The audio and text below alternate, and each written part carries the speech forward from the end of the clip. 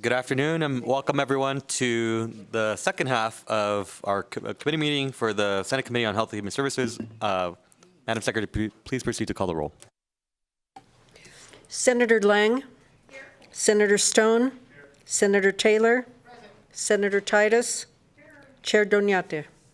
And I'm here, and all members are present. Good afternoon, everyone. Thank you so much for joining. Today we have three bill hearings. We have AB 556, AB 474, and AB 352. I'm going to do 556 first, followed by 352, and then 474. But before we go into the bills hearings, I want to start with our work session document. We do have two work session documents today for AB 551 and SB 466. We already ran over the housekeeping rules from earlier today, and so at this time, I'll go ahead and turn it over to Ms. Cooper to begin with AB 551. Thank you, Chair. Destiny Cooper for the record.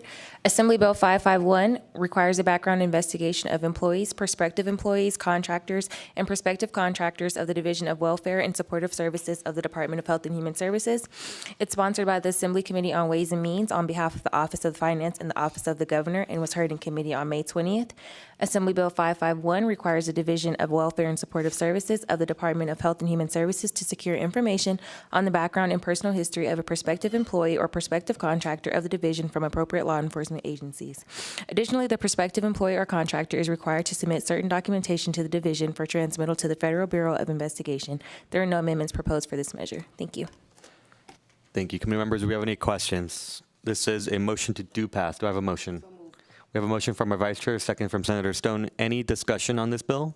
All those in favor, please say aye. Aye. Any opposed? Motion's carried, and I will take that floor statement. Ms. Cooper, let's go to SB 466.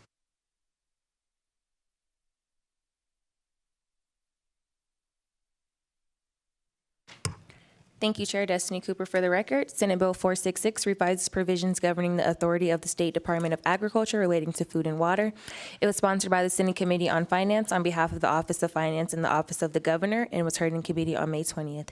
Senate Bill 466 transfers the authority to regulate and permit food establishments, cottage food operations, and farm-to-fork events from the Division of Public and Behavioral Health of the Department of Health and Human Services to the State Department of Agriculture.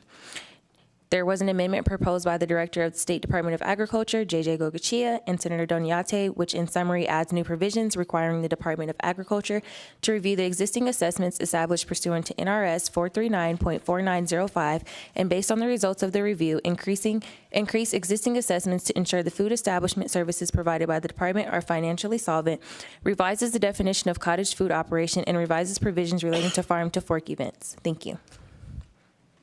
Thank you. Committee members, do we have any questions?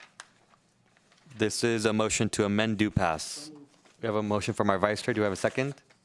Second from Senator Lang. Any discussion on this bill? All those in favor, please say aye. Aye. Any opposed? Nay. We have one nay from Senator Titus, and the motion's carried, and I will go ahead and take that floor statement. That concludes our work session document for today, and so now I'll go ahead and open the bill hearing for AB 556, and I'll invite our co-presenters to come forward.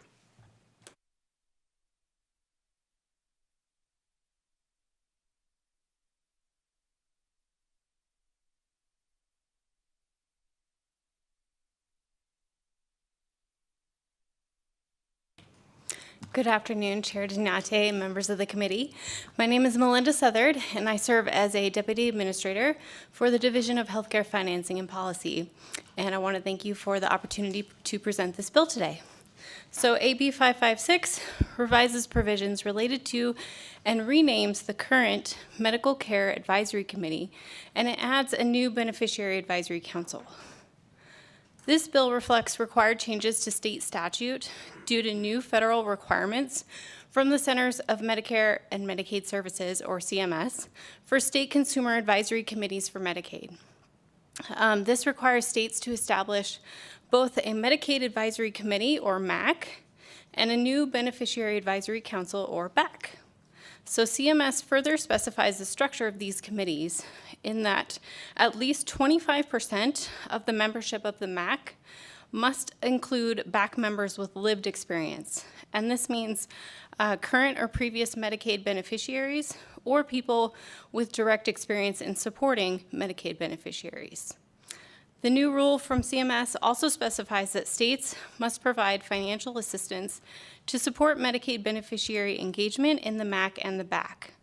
That allowance is contained within Section 6, subsection 6 for the BAC, and Section 9, subsection 5 for the MAC. And with that, I thank you again for the opportunity to present this bill, and we'll stand for any questions. Thank you. Committee members, any questions? I don't think we have any, so if you want to take a step back, we'll go ahead and open it up for testimony. If there's anyone that would like to testify in support of this bill, please come forward. Seeing none here in Las Vegas, AVH, is there anyone online? To testify in support on AB 556, please press star 9 on your phone to take your place in the queue.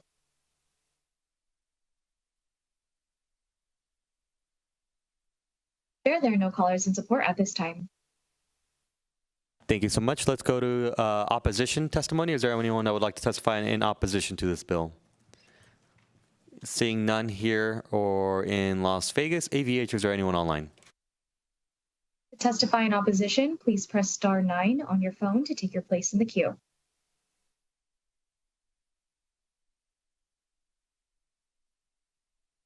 Once again, if you've recently joined the call to testify in opposition on AB 556, please press star 9 on your phone to take your place in the queue.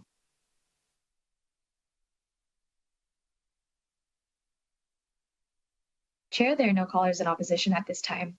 Thank you. And last but not least, is there anyone willing to testify in neutral on this bill? Seeing none here or in Las Vegas, AVH, is there anyone online? To testify in neutral, please press star 9 on your phone to take your place in the queue. Chair, there are no callers in neutral. Thank you so much. At this time, I'll go ahead and close this bill hearing, and we will move on to our next one, which is AB 352, and I will go ahead and invite our presenter when she begins to be ready.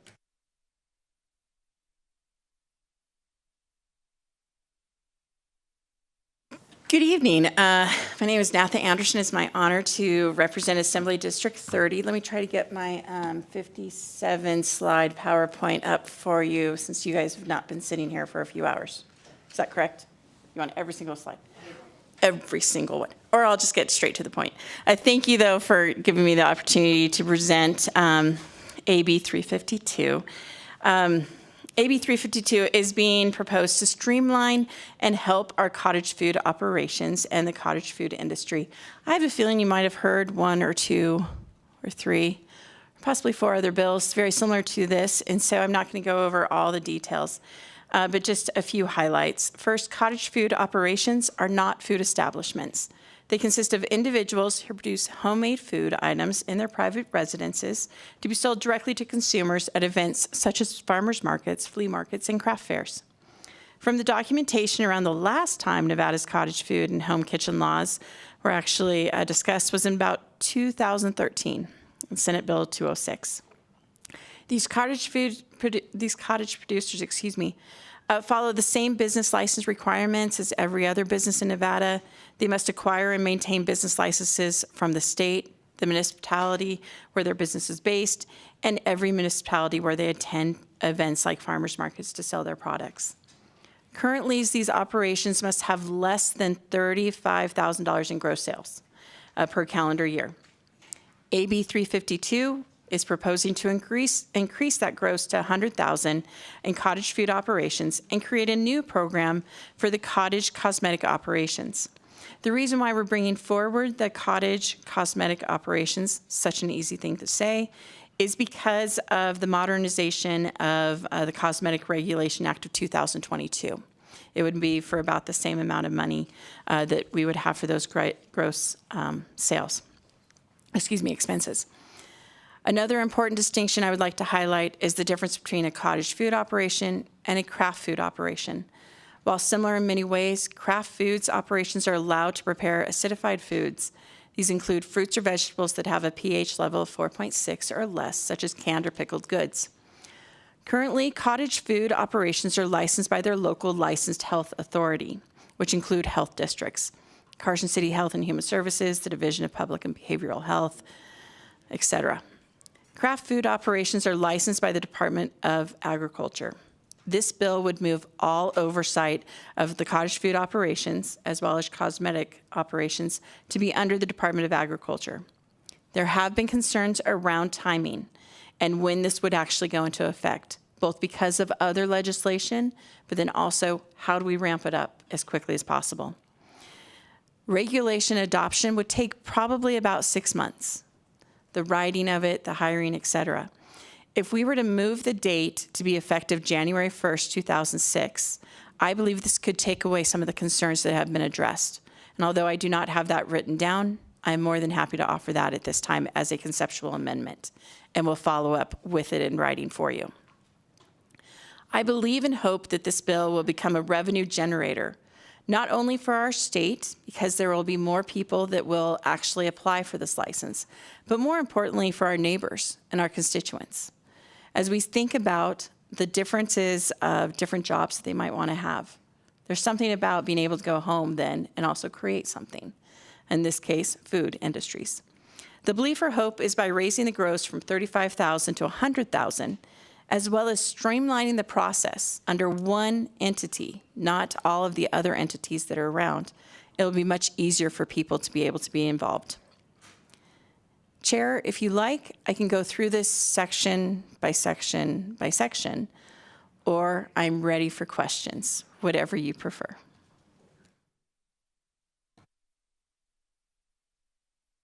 Thank you so much. Committee members, any questions?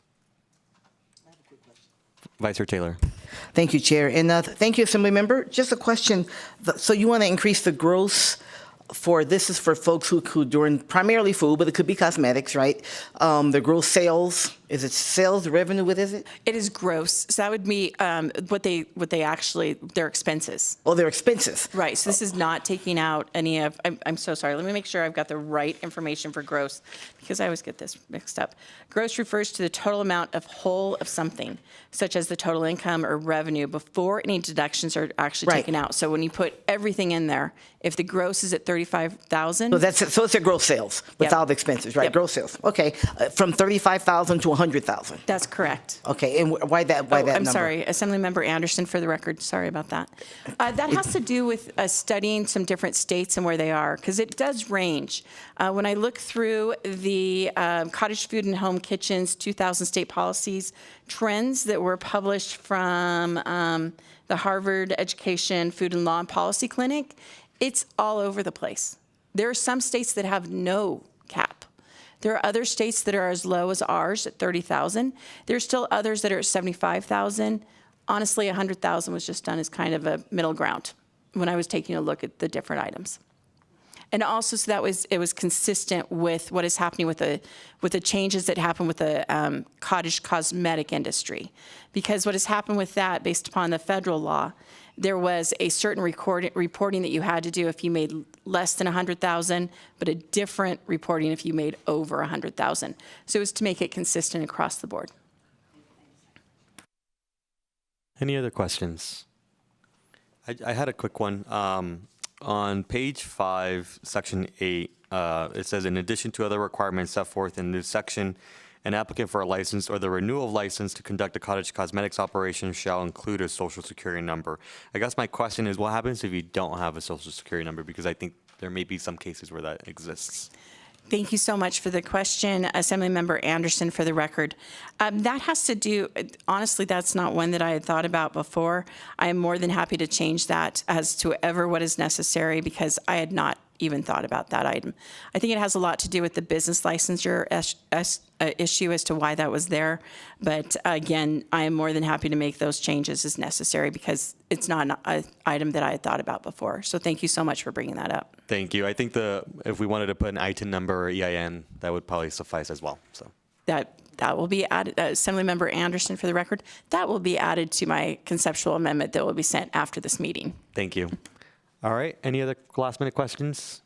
Let's go ahead and open it up to testimony and support. If you would like to testify in support, please come forward. Please begin. Good afternoon, Chair and members of the committee. To keep this short, my name is Shane Piccinini, S-H-A-N-E, P-I-C-C-I-N-I-N-I. I'm with the Food Bank of Northern Nevada, and we support all the work that's done here. Thank you. Good evening, Mr. Chair, members of the committee. My name is Brian Walker, Senior Vice President of the Retail Association of Nevada. We were in favor of this COLA for the cottage food industry, and we appreciate the modernization of the program, and we urge your support. Thank you. Anyone else here in Carson City or in Las Vegas? AVH, is there anyone online? To testify in support on AB 352, please press star 9 on your phone to take your place in the queue.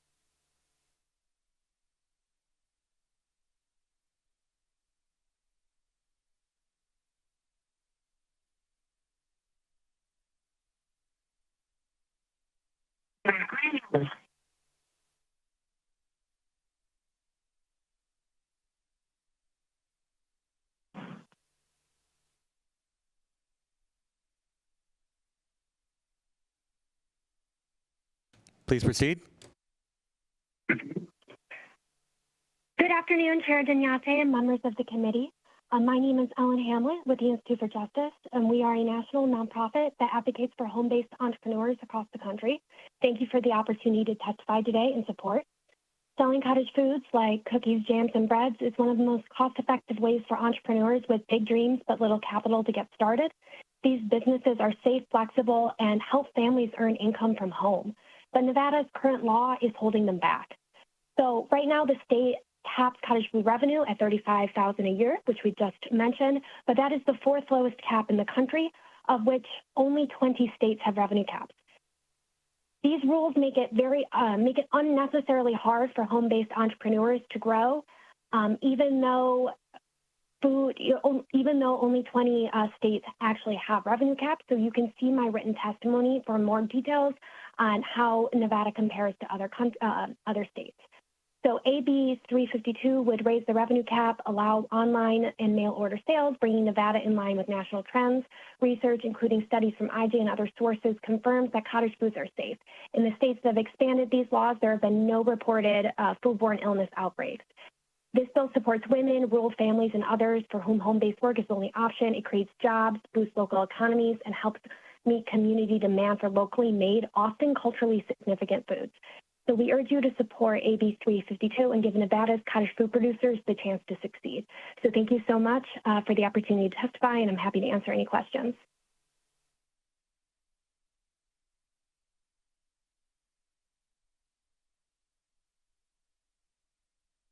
Chair, there are no more callers in support at this time. Thank you so much. Let's move to opposition. Is there anyone that would like to testify in opposition to this bill? I don't have anyone here in Las Vegas. AVH, is there anyone online? To testify in opposition, please press star 9 on your phone to take your place in the queue. Chair, there are no callers in opposition. Thank you. And last but not least, is there anyone looking to testify in neutral on this bill? Please come forward. AVH, is there anyone online? To testify in neutral, please press star 9 on your phone to take your place in the queue. Chair, there are no callers in neutral at this time. Thank you so much. Does our presenter have any closing remarks? Seeing none, I'll go ahead and close out this agenda item and move on to our next one. We are now at our last bill hearing, which is AB 474. So I'll go ahead and open up that hearing. And please begin when you're ready.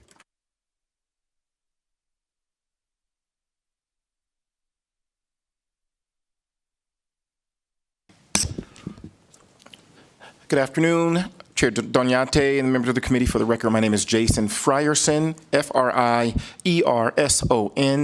I am here with Cornerstone Government Affairs on behalf of R4 Technologies, Inc. I want to start at the outset by apologizing on behalf of the R4's CEO who was unable to be here today, as well as Ways and Means Chair Danielle Monroe Moreno, who is running a committee right now, I believe. And so I will handle it. And then we also have a former Delaware Governor, Bethany Hall Long, who should be online, ready to testify as well as part of the presentation. I am pleased to present Assembly Bill 474. This piece of legislation is aimed at decreasing perishable food waste, helping families who receive SNAP benefits get an increased bang for their buck. AB 474 proposes to accomplish this by creating the Surplus Food Assistance Account in the State General Fund to be administered by the administrator of DWIS, Division of Welfare Services, and used to carry out the program. I wanted to touch on, just for the record, some basic premises about SNAP, the Supplemental Nutrition Assistance Program. This program helps low-income folks buy groceries, and it's specifically designed to help those folks get groceries that are healthy. It's a federally funded program that helps low-income families get nutritious foods, but it's not just low-income families. It's also elderly. It's also single adults. For most households, SNAP is not the entirety of what they use to pay for their groceries. It's just a small portion of it. Also, I wanted to address what is a misconception about the SNAP program, that most people who are on SNAP program are on public assistance. It's actually the contrary. A majority of the people who are on SNAP benefits are not on public assistance. Expressly, 80% of the people who receive SNAP benefits are not on welfare. But back to the bill, AB 474 basically proposes to provide an allocation for the development of technology using AI to help grocers better assess needs when ordering perishable foods, and thus being able to adjust orders and, more importantly, decide which perishable products to discount with their coupon system.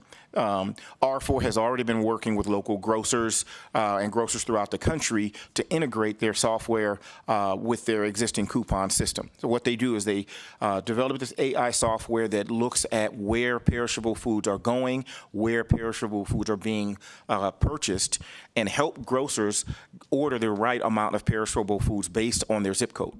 And so, for example, if a certain kind of perishable food that's been sent to the northwest part of the valley is actually more purchased in the east, it will help those grocers make those purchases according to what their local zip code and SNAP benefit users' needs. It again incorporates their coupon system so that they can get more for their buck. Nevada is actually one of the most dependent on SNAP. I think there's only 5 states that are more dependent, more reliant on SNAP than Nevada. And with cuts that we're expecting, I think it's more timely than ever that for the folks who are using SNAP, that they're able to get a better bang for their buck by being able to have their grocers participate in using this software. This allows the food to be present where the purchases are actually already shopping. And so there's no transportation issues, there's no delivery issues. That's not what this is. This is on the front end of helping grocers make smart decisions about which products they buy so that they can then sell them to SNAP participants. I wanted to acknowledge, and we did in the previous hearing, that there had been some concerns by the food bank industry of what this could impact, how this could impact the food bank industry. I want to distinguish R4 between what the food bank industry does. R4 is on the front end of when grocers actually order the food, so that people who are already buying the food can get a discount and a better rate and more of that product, of that healthy food, as opposed to the food bank industry that's on the tail end, typically before food needs to be rescued. And so they're 2 different issues. Nevada actually is the worst in the country when it comes to food waste. I believe 8 pounds of food waste per person. And so there's a lot of waste here. I think that I understand everyone's concern about the impact that upcoming cuts may have, but this application is for grocers on the front end of when they actually order food, and not on the tail end where if food is on a shelf and needs to be rescued, those programs will still continue to be able to rescue those foods for food banks. We also heard some concerns about some folks in the food desert where they don't have these grocers. Again, this would only impact grocers who use SNAP. And so if it's in that area where they don't have it, they're not going to be impacted. This is not going to impact or change anything in that regard. Before I pass it on to former Governor how long. I wanted to just talk a little bit. I know this isn't the money committee, but the program consists of managing the program, designing and fine-tuning, configuring the mobile app for Nevada. It also includes end user helplines, the software deployment, cloud hosting, managing interoperations with each state retailer, and then measuring and reporting. So this is expected to be an ongoing effort, and they have launched it in Delaware, as well as efforts in Hawaii, I believe in Florida, to be able to get this started. So we are just starting to see the data coming back from those launches, but thus far it's been upwards of a 30% increase in the value of the benefits they get from SNAP. So with that, Mr. Chairman, I would like to also pass it on to former Governor Bethany Hall Long, who is former Lieutenant Governor, nurse practitioner, professor, also former state legislator, who has a perspective about the launched effort in Delaware. Thank you. Well, thank you, Jason. Thank you, Mr. Chairman and members of the committee.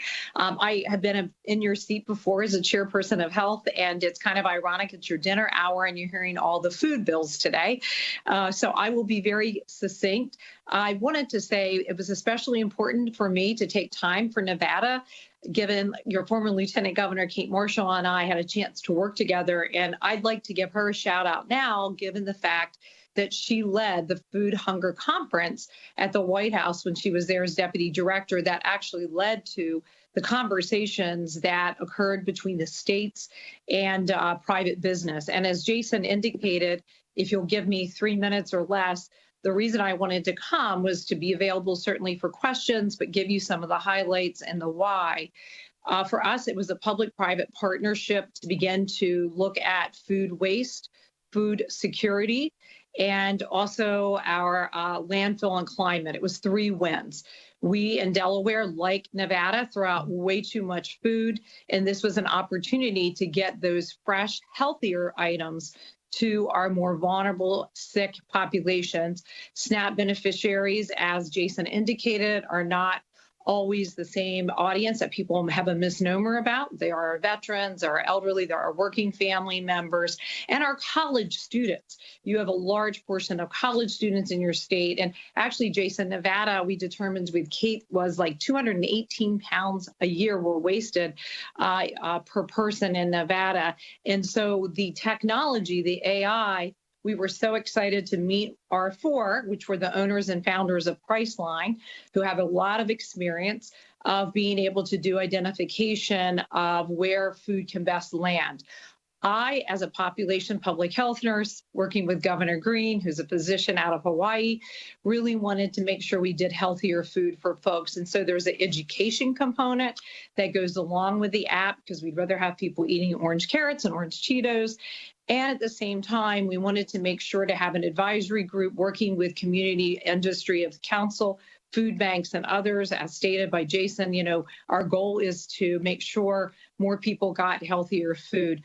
For me, it was really important at the time that this be turnkey, that no FTEs be necessary, and what R4 presented certainly met that requirement.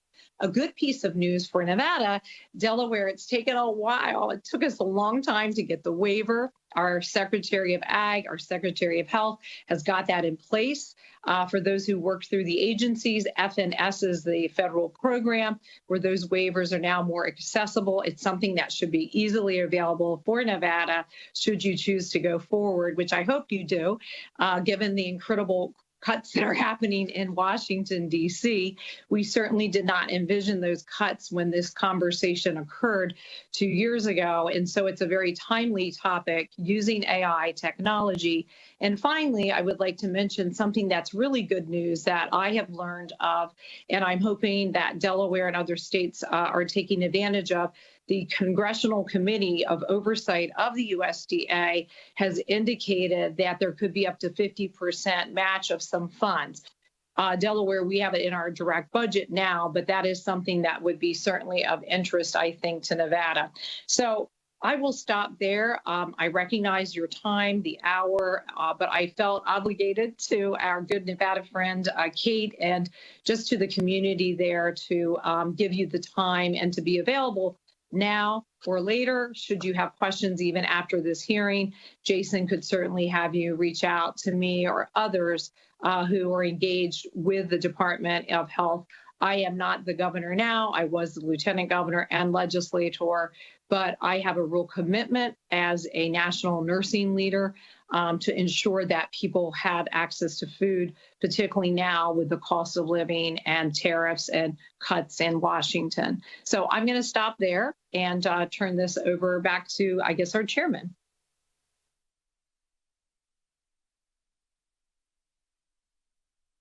Thank you so much, and thank you so much for that presentation, and Governor, for also being here with us. I will go ahead and let our committee members ask any questions. Do we have any? Senator Titus. Thank you much, Chair. I appreciate the opportunity to ask a question, and good to see you, Speaker. This bill doesn't really say what it's doing. It's certainly based on your presentation, and I'm just trying to grasp what you're asking. I don't see how much you're asking in the bill. Thank you, Mr. Chairman. For the record, Jason Frierson again. The ask is $5 million, and as the former governor indicated, there's some changes coming from D.C. that will likely impact how much of that might be affected and reduced. But the ask is $5 million, and I went over what that $5 million proposes to pay for, and that is essentially establishing the app, providing services for the app. Hotline for the app, updates and management, and then data reporting back. So the app, this R4 app, is there a place, you've already implemented this, Governor, in Delaware, so how can we see how this app works?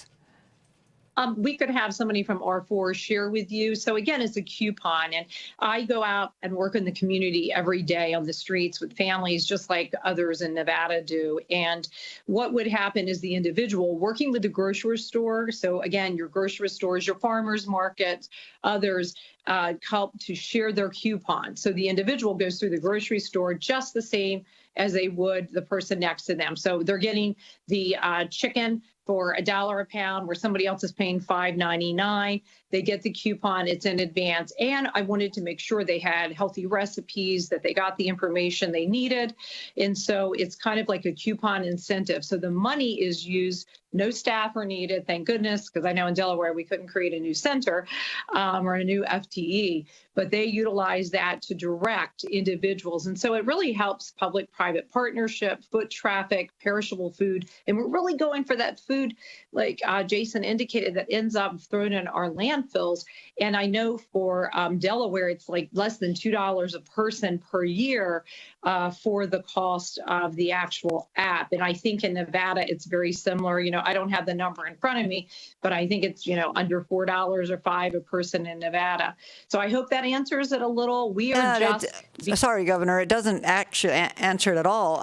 What I'm asking, I guess, is, so somebody has an app, and the app is located on the coupon, located on a phone, and how do we see how this works? Do you have some demonstrations from Delaware? So somebody gets the app, I guess, through the SNAP folks, and they have an app on the phone, or what does that look like? Yeah, phone. The app is on the phone. Most people have smartphones now, or family or friends.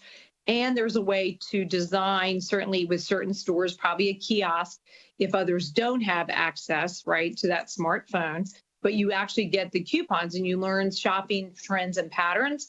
And I was not in the technical side of designing or creating that, but in the broader conversations of directing it. And I'm sure, Jason, we could probably, if they had questions, have somebody from R4, bring in a PowerPoint, a slideshow, or share with you more specifics so you could visually see. So follow up, if I might.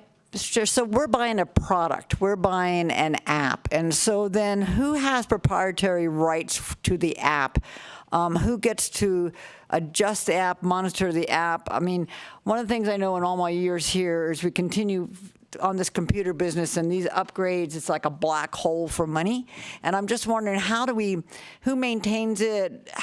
Who regulates it? What's the cost of keeping it up? I need the functional components of another computer program. And Speaker, the nightmares we've had with computer programs and all those. I'm just wondering, proprietary, is that just startup money? How does this work? Thank you for the record, Jason Frierson. Senator, a couple of things there. The $5 million per biennium is what is intended to cover the cost of the creation and maintenance, update, and data collection. I neglected to mention earlier that one of the other attributes of the program is ability to program it in multiple languages. This is an app that the grocers would have in conjunction with the app that the purchasers have already. This is integrating into an existing system of coupons, and the large portion of the purpose of the app using AI is to tell grocers who are purchasing groceries to sell how much of which perishable product to buy based on their zip code and based on the purchase patterns in their area. So this is already existing. SNAP users already use this couponing system, so this would help grocers and SNAP users not only get the discount on the user's part, but have the grocer be able to make informed decisions about what they're purchasing. And as the former governor indicated, there's also an education component, as already is the case with SNAP, that gives recipes, healthy recipes, and gives ideas on how to best use those foods. So that is all part of enhancing an existing program. I'll also say, and we don't have the benefit, again, of the R4 Technologies CEO here today, but these are the founders of Priceline, who used AI technology to help identify hotel rooms at a cheaper rate, and that ended up being a tremendous success. So they're looking at, and they not only look at it, but have been implementing a similar process with respect to AI and helping grocers buy food that's more likely to be purchased in their zip code.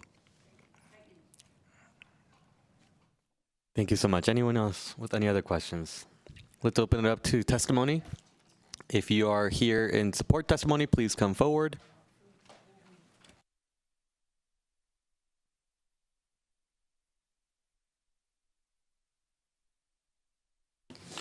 Good afternoon. For the second time, I'll keep this brief as well. Brian Wachter, Senior Vice President of the Retail Association of Nevada. We think this is a great program to be able to bring all grocers in Nevada up to being able to monitor their logistics and making sure that they have produce product and other foodstuffs to be able to provide to our SNAP benefits. One of the things that we talk about greatly is people being able to have transportation to get around to their community, often to different places. And so if we can provide them the food that they need at a reduced cost where they already are, we think that's a win for them and a win for the state, and we appreciate your support. Thank you so much. Anyone else here in Carson? I don't see anyone here or in Las Vegas. AVH, is there anyone online? To testify in support on AB 474, please press star 9 on your phone to take your place in the queue.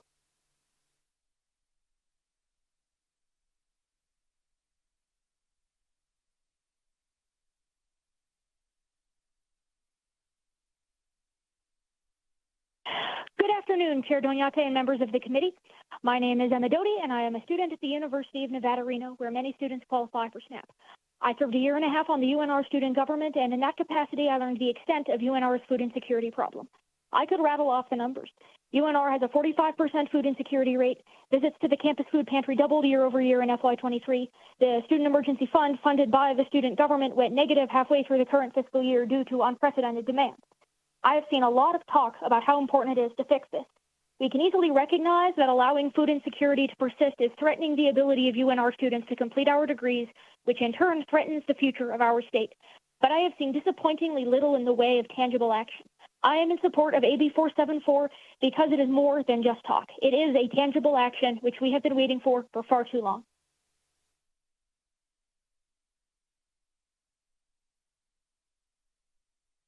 Chair, there are no more callers in support at this time. Thank you so much. Let's move to opposition. Is there anyone in opposition to this bill? Please come forward.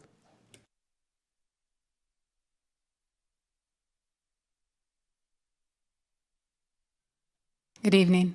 Wendy Madsen, Healthy Communities Coalition.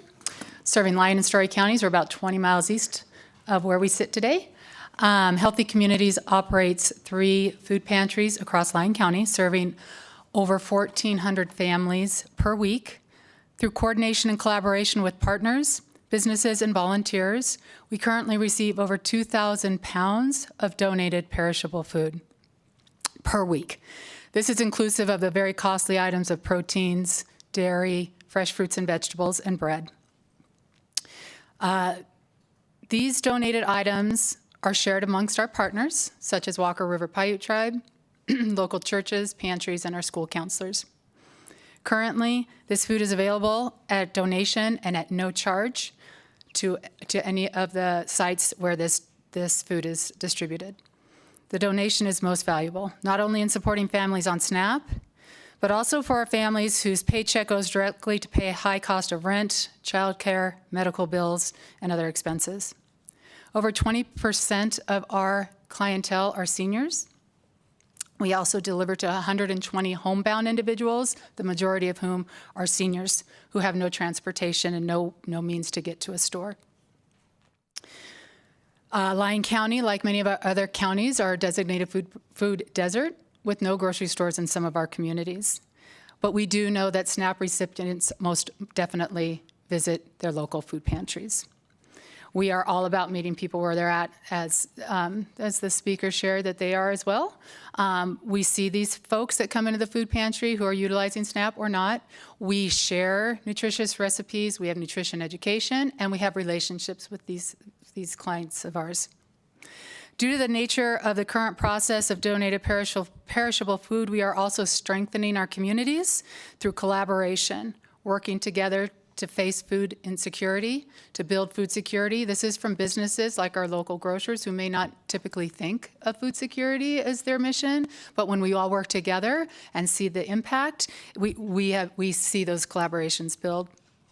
In addition, the food waste piece, through partnerships, we have local pig farmers who come and take all the things that are beyond spent that we still get from these perishable donations. During a time when cuts are at the table and have already hit your local organizations and nonprofits, and we anticipate more to come, to bring in a system that creates barriers by way of using precious SNAP benefits, our seniors get $23 a month. It's not a lot of money. So I know these are reduced price, but when it's free now, it just doesn't make sense.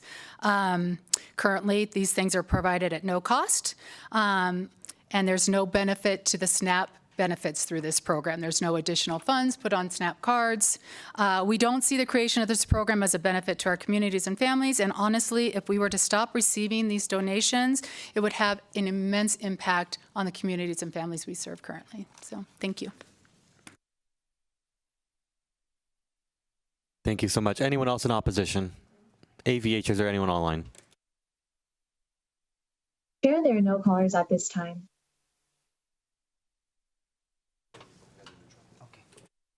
Thank you. Anyone in neutral on this bill? AVH, is there anyone online? Chair, there are no callers in neutral at this time. Thank you so much. Speaker, we have a question from our Vice Chair, Vice Chair Taylor. Thank you, Chair, and thank you, Mr. Speaker. I may have missed this when I went to a little personal break over there, but I just want to understand how it helps, right? Certainly with food waste, right? Because it helps the grocers know how they can target. I'm not quite sure of the connection and how it saves SNAP recipients money. I think I read in the bill that they can get money, they can get food at a discounted price. But help me, what's the benefit? That's great for the grocers, that's great for waste, but how does it help the SNAP recipients? Thank you again, Jason Frierson, for the record. The way that it helps SNAP recipients is by participating with the AI software. The grocers are discounting the food that they're ordering extra of as a result of them identifying which zip codes they order more of. So today, if they're ordering 100 units today, and then they realize they could be selling 150 units here today that was otherwise going to a different zip code and subsequently becoming perishable and ended up being a waste, that they are agreeing to sell that extra those extra units at a discounted rate. I actually believe that the notion of having maybe some screenshots of the app would be insightful, but and so I'm actually going to go back and request that we get some of those just so people can practically see what it looks like. But the grocers are offering a discount for SNAP users in exchange for being able to participate in this, because the grocers benefit. They're being able to be smarter in what they're buying, what they're ordering, and what they're ultimately selling. And so in exchange for that, they're offering discounts for those extra items that they're able to purchase and sell. Okay, thank you, Mr. Speaker. Thank you, Chair. Thank you. I guess to piggyback off of that, I didn't have any questions, but now it's spurring based on the testimony and so forth. But you could also allude that if folks are being able to purchase at a discount rate, which I thought was already the case, if there's food that's about to expire, they usually mark it down.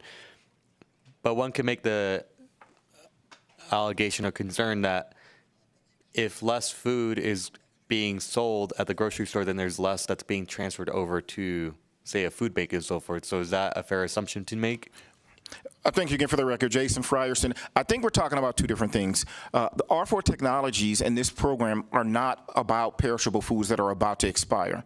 This is on the front end when they're actually ordering it. It's a whole separate universe from at the end of the cycle when food is about to expire. I have to say, I think when we are pitting working families that have SNAP benefits versus families that are going to food pantries, we have lost. There are needs in both of those communities, and they don't have to be in competition with each other. There will still be extra food that will ultimately be donated, and in particular in food deserts where there isn't a grocer that's participating in SNAP anyway. I think that we are talking about families where SNAP is a portion of what they use to buy groceries, allowing them to get discounted additional healthy food options on the front end of when a grocer is ordering it. It's at the grocery store where they're actually currently going to shop. It's not somewhere where they have to go to a pantry or anything else to get food just before it expires. We're just talking about two different universes here. On the front end, when you initially order it, and on the back end, when it's about to expire and can be donated. There's just two separate universes there. And if I can add, Governor, were you going to say something? Go ahead. And what I could like to make clear, in particular for me, was super, super important. And I know as a legislator, is important that every penny, and I get that, and we're not throwing money away on an app or another computer program. This literally provides healthier food that people don't even usually get access to. We had to get a waiver, believe it or not, from the USDA to offer discounted food. Up until this point, grocery stores cannot give non-outdated food, like just normal healthy food, healthy asparagus, healthy strawberries, blueberries. With the USDA or chicken or protein, you could not give a discounted price. That is what the waiver is. So for me, it was super important. Like one of the previous speakers, I chaired the Healthy Communities initiatives here in Delaware in the region. It was super important that for the first time, I can get access to healthy food. People get the coupon, they now have it. There's still going to be plenty of food. The last thing I would do as a food bank volunteer is to ever harm the amount of food in a food bank.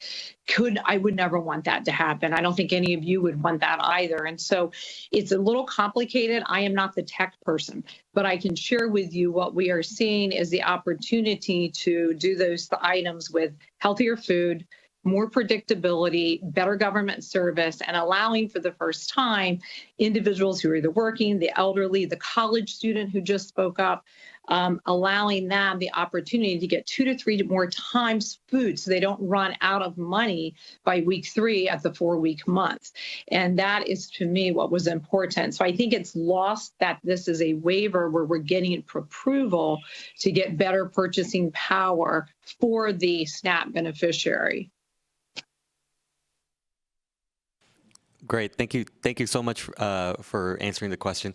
I think for the sake of time, we'll go ahead and close the hearing. And then if we have any remarks or so forth, we probably can chat offline. So thank you so much for joining us today. That concludes. Thank you. And thank you so much, Governor, of course, for joining virtually. That concludes the items of today's agenda, and we will now move on to public comment. If there's anyone that would like to provide public comment at this time. Seeing none here or in Las Vegas, AVH, is there anyone online? Chair, the public line is open and working. However, there are no callers at this time. Thank you so much. I'll go ahead and close public comment. I apologize to my committee members. I thought it would be a quicker meeting, but it's the end of session and we got to hear the bills. So at this time, I'll go ahead and close this hearing, and the meeting is now adjourned. Thank you.